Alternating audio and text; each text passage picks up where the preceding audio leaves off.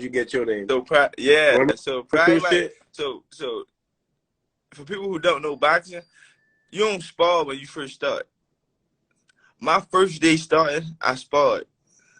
I sparred this little Mm. white kid.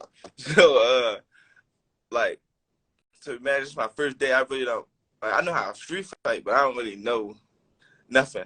But one day I went straight through, like straight like no side, no left, no right, no straight at him. So ever since that day, they just always call me that. So I mean, like coming from Baltimore and stuff like that, and with this new breed of fighters, you got Tank, you got you.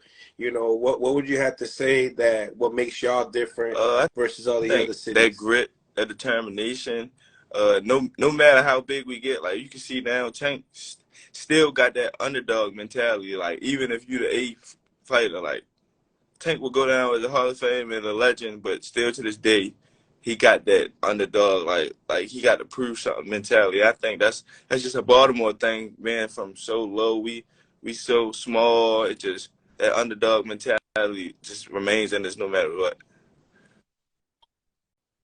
Right, right, right. And you got a lot of different, you guys have a lot of similarities. You guys are both southpaw. You guys definitely have that determination that when you smell blood, you know, chances are guys gonna go down.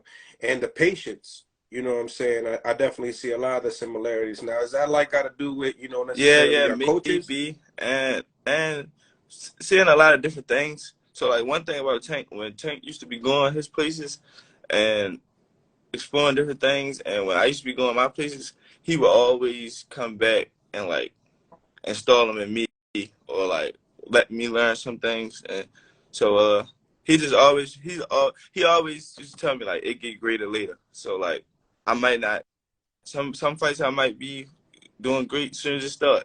Some people might be front runners where their best 4 rounds might be crazy. You out weather the storm, but he always tell me like it get greater later. Mm, mm, mm. So tell me some of the the high level fighters that you've been able to share the Uh, ring with in I sparring. sparred I sparred Terrence Crawford when I was probably like 15. I uh I sparred Tank all the Mm. time. I just sparred Tank. I sparred Boots. I sparred Shakur. I sparred Devin before. Uh, who else? I sparred Jared Hurd. Uh, I sparred I sparred Jesus Ramos. I sparred a lot. I sparred a lot of people. Word, word, word. So, when you talk about some of the guys like, Terrence Crawford and Boots, the welterweight division, guys that, they call, Jaron Ennis, possibly the boogeyman in the welterweight division. When you've been able to share the ring with him and share the ring with, Terrence Crawford, do you believe that? Do you believe he's the boogeyman? Or do you believe that, he got some work to do when it comes down to some of these top level guys, such as Spence and Uh, Crawford? everybody always got work.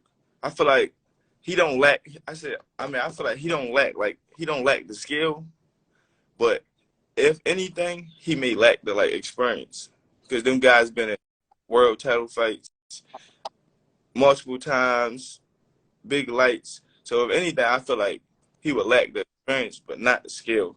But Boogeyman, I wouldn't say Boogeyman. I feel as though them guys is in a point in their career that they really don't have. It's like high risk, low reward. Like basically, they don't have nothing to prove. I feel like they would give him the fight after their fight. Like if they fight each other, I feel like they would give him the fight after.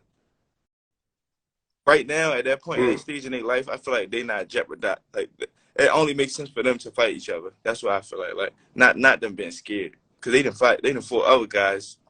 They didn't fought the best guys in their division. So I don't think they scared. So, I mean, I don't know if you remember, I know you're 22. I don't know if you remember back at when you were 15 years old when you were sparring Terrence. Would you have to say, by your IQ watching Spence, who do you think edges that fight?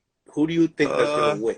I can't quite say because I want to spot Earl though because his power, they say his power is like something different. but I don't really know. Like you can't judge it off of looking at it. But the thing with Terrence, me sharing the ring with Terrence, is that it's just like it's some shit that you never seen before. Like it's just like it's like awkward. Like not more so like crazy athletic or something like that, but like his combinations and punches is like different.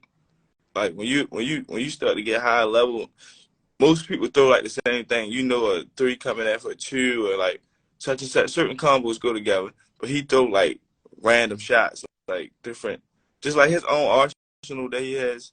So I mean, I, Not the common yeah, it's combinations nothing that like an his average stuff is fighter like would very throw. different. So when I was sparring him, I picked up, I learned like, dang, a lot of stuff is different. You could expect anything from somebody. But Earl breaks down guys, but I just don't I don't know how it's gonna go. I feel like that's a perfect 50-50 fight. Yeah.